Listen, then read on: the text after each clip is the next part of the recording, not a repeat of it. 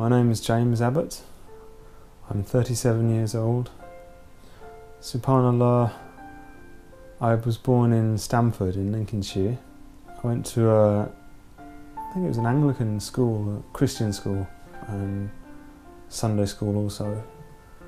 One memory I just remember was reading the story of David and Goliath, Subhanallah, and how Jesus turned the bread into to feed the multitude.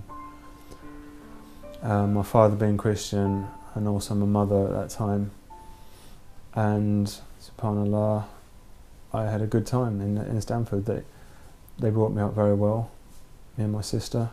My sister is 2 years younger than me. She's married recently, and she remains Christian, as does my dad.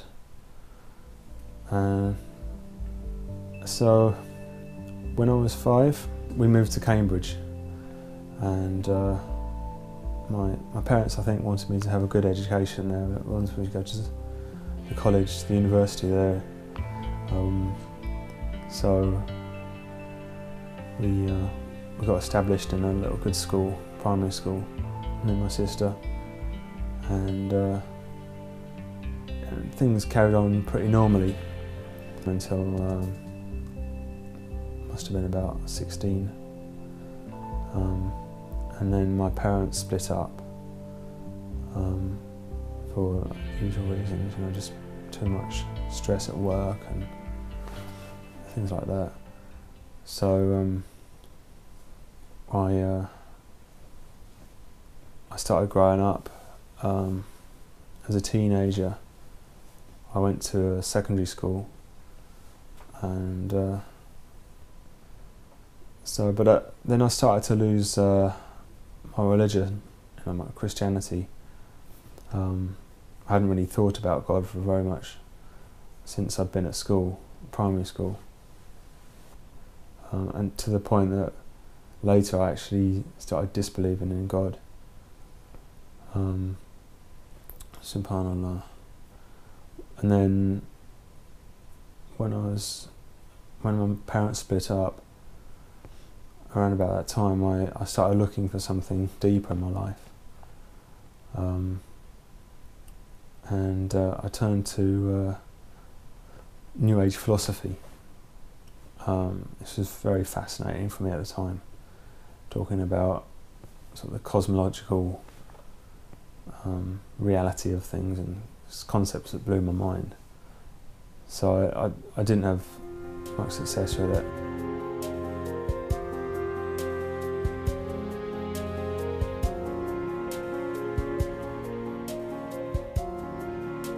I took up Christianity again and started going to church and started reading the New Testament,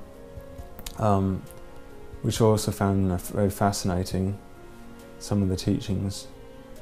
But again, I couldn't put them into practice in my modern day life.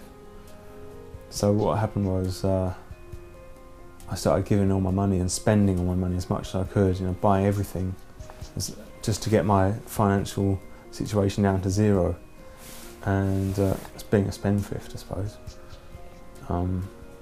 But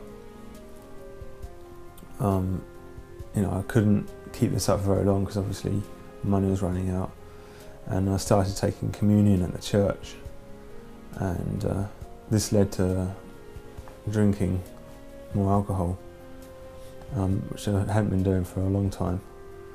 I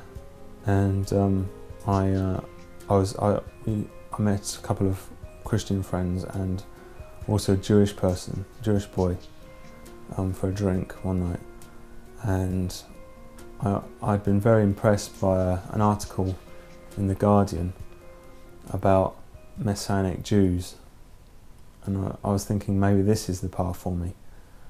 And so I asked this Jewish lad, what would it take to be a Messianic Jew? And he said, you'd have to abandon the idea that Jesus is the Son of God.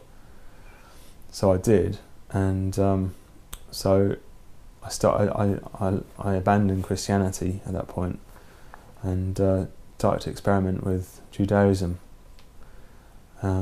So I was wearing, the sort of the black clothes as much as I could, and trying to live by the teachings of the Old Testament, the Torah as we have it today.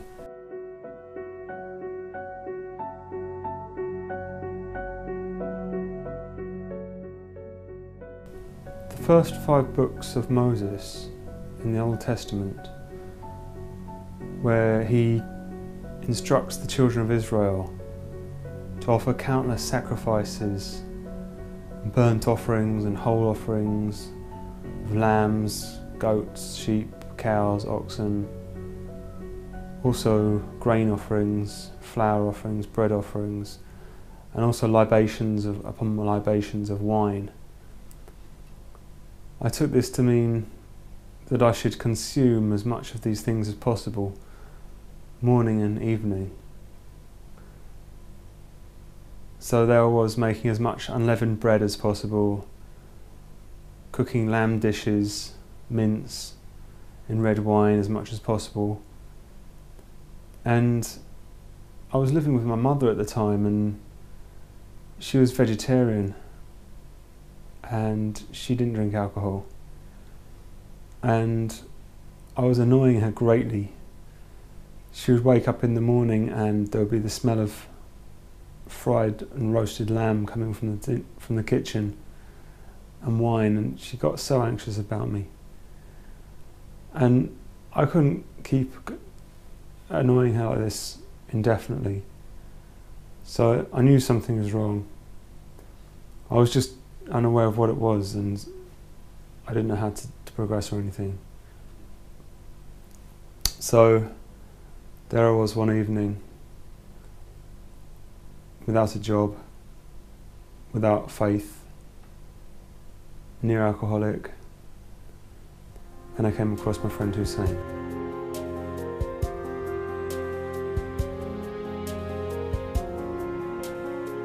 Back to my date of reversion. The night was an autumn night. For me, it was pretty much an ordinary walk. This time I hadn't had a bottle of wine, but I was still sort of delirious. And I'd never noticed it before, but there was this kebab trailer, as I say, parked next to a pub, and this guy was serving kebabs. I guessed he must be Islamic from the way he had appeared. And as I remember, I think I did ask him, "Are you Muslim?" And he said yes. But he said, "Are you Muslim?" to me. I said no. And I said, "Can I be Muslim?" And he said yes. And I was thinking, is it possible for a white guy like me to abandon what my mum and dad have taught me, and take up something completely new to me? Beforehand, I'd been at college, and I had a friend who was Muslim for a short period, and he was telling me a little bit about it all, but I'd never really researched into it at all. So I was fascinated by religion, the monotheistic religions, and wasn't finding any joy in Christianity or Judaism. So there I was, asking if I could become Muslim, and he said, "Yeah, okay, that's good." And he said, "There's a guy in London who I would like to meet. He's very clever and capable of Islamic teachings, more than he was himself." And he said, "Come back tomorrow. We'll go down and see this guy." And I thought, no, hang on a minute. This guy's probably a terrorist. I thought, a very influential Muslim in London. He might be leading me astray or something. So I didn't go back the first night, but I went back the next night, and we did actually go down and see his friend a bit later. Turned out to be a very nice man, or not a terrorist.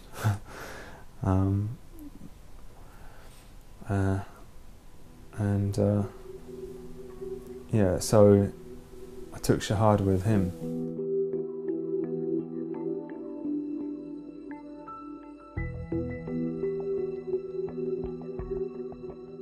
I was introduced to the fundamentals of Islam by Hussein, stating the most important things you need to know when you start out as a convert Muslim. And one of these obviously was the prayer. He taught me how to bow and kneel and prostrate, and how to wash, do wudu beforehand. And I started learning this from him, and I used to go back every night to where he was working, except on when he was his off days. He would serve his customers, he would cut the kebab lamb and fry the chips and roast the bread and everything like this.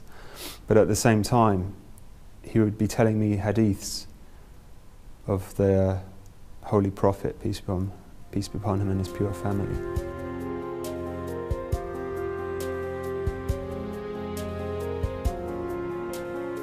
Looking back on it now, I felt it's a necessary stage of my development. It was a good transition from like Christianity to Shiism. So I'm not very comfortable about talking about it, but I lived as a Sunni for must have been about 9 years. Went through various stages of my life development, spiritual development, testing, all the teachings that as I knew it out, and trying to learn more, and trying to practice what I knew more and more. To the day that I became a Shia about half a year ago.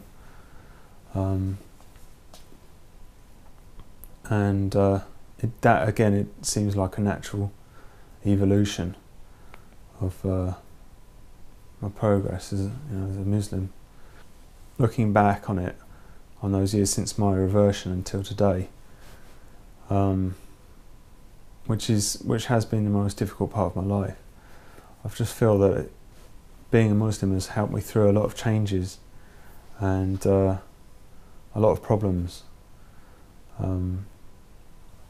And from my family's point of view, I believe that they're very relaxed about me now, more than they ever have been. Even since I first started out as a Muslim, they were very understanding and tolerant and encouraging. And I put this down to the sheer fact that it's, I believe, the true path. And if you believe in God and don't abandon him, then not only will your life in the hereafter be sorted out, but your life in this world will too. So, yeah, that my sister, my mum, my dad, and also my other relations, they've all relaxed their worries about me now. So we get on a lot better. And I don't try to distance myself from their beliefs. So I don't know what it was, but my mum and dad just started to relax about me, and they would these days they're very happy. I used to argue a lot with my dad, sometimes with my mum too. But these days we just don't get into arguments. I don't know why. I think it must be because of the God factor. I mean, at least my dad believes in some sort of Lord, Alhamdulillah, praise be to God, He gives you a way to get out of every difficulty. Every difficulty. And this is what I've been following, which is, the faith of my heart. And that has influenced a lot of the way that I've started to look and think about the world as well. So yeah, I changed my name to Mikhail, which is one of the names of the angels in Islam. The angel who governs the nature and I think the wind and the sea and things. And I lived with that name for maybe 8 years, something like that, 9 years. And then at one point I just decided I needed to get out of Cambridgeshire, escape from everything, and try to live my life in a new way. But then I started to go to a mosque in Norwich, and the guys there gave me another name called Abdul Salam, and I adopted this name for a few months. But then when I became Shia, I was talking to one of the brothers at the Islamic Centre, and he suggested that I changed it to Muhammad Mehdi, and started asking people to call me by this name instead.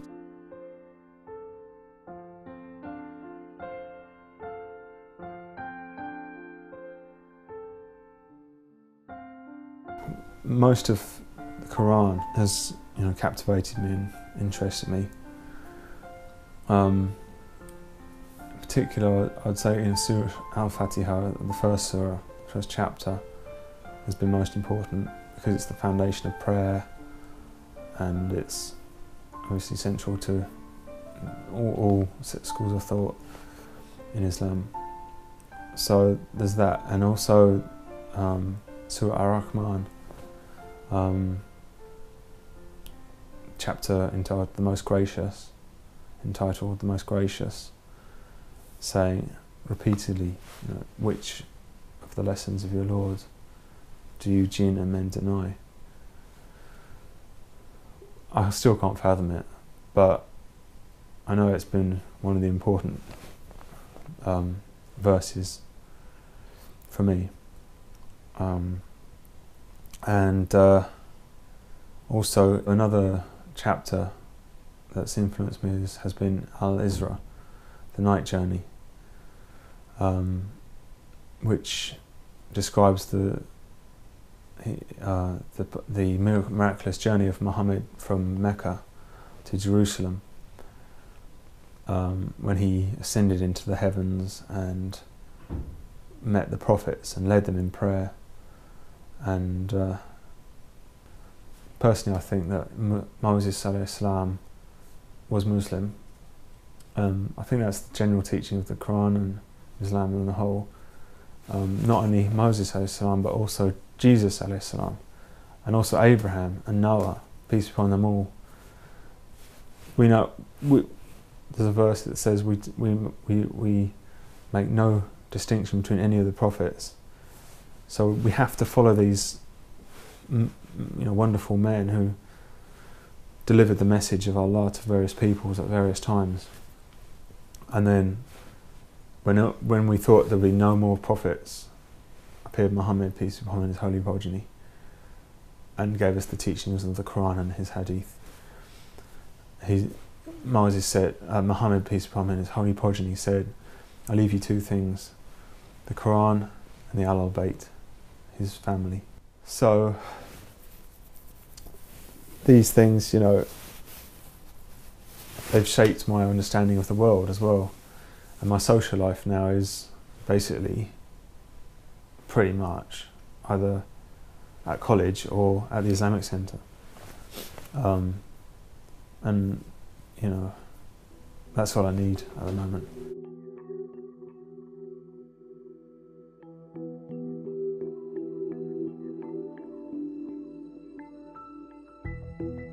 At present, I'm doing 3 days a week at college on horticulture, and this requires that I work 1 day a week at a National Trust house. So my life from here is, looking on it into the future. I want to finish my course successfully, start proper work, professional work. I want to get married, inshallah, have kids, inshallah, if Allah wills, keep on the path that I'm on until the day I die, and for that reason go to paradise. So this seems like a sort of elevated, lofty, abstract thing to want, but it's the meaning of my life, is to seek the pleasure of Allah now, of God, so that He rewards me and forgives me and saves me from hell. And I think this is the meaning of most people, if not everyone's life. We all want the best for ourselves, for our loved ones, and inshallah, when we're all called to account to see Him, we will be given this beautiful place, the eternal abode, and all that means, which are like beautiful maidens that you find in paradise, which are given to you. So whatever you do, unless you forget God completely for the rest of your life, He will forgive you. Alhamdulillah, all praise be to God. I've come a long way from Christian baby, other religions, Sunni to Shia, it's all one path. I don't know why, I don't know what happens with destiny. I haven't really thought about this very much, but I do believe that we live our own paths. We have to follow our own will, and that is more and more influenced by God as we get closer to Him. So whatever you do, I'll just say, believe in God, because the problems that I've faced, all the events, have been very much influenced by my belief. First of all, when I didn't believe in Him, they got worse, and when I started to believe in Him, they got better. So, alhamdulillah, all praise be to God.